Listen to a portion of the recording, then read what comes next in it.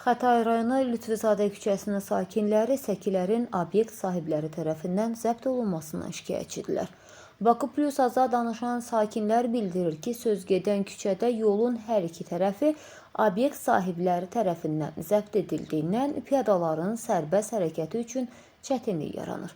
Onlar avtomobil yolu ilə hərəkət etmə məcburiyyətindədirlər. Bu isə insan həyatı üçün təhlükəlidir. Sakinlərin sözlərinə görə müxtəlif media orqanları mövzunu dəfələrlə işıqlandırsalar da rəsmi qurumlar hər hansı bir tədbir görməyib. Xətai sakinləri şikayət edərkən bildirilir ki, konkret olaraq Sarayeva küçəsində ağacların kəsilməsi bir neçə ildir davam edir. Məhv edilən yaşıllıq ərazidə müxtəlif obyektlər, kafe və restoranlar tikilir.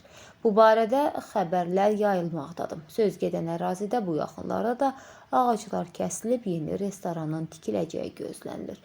Vətəndaşlar bildirir ki, şikayətlərə, mövzuya mətbuatın həssas münasibətinə baxmayaraq ağac qətliamının qarşısını almaq mümkün olmayıb.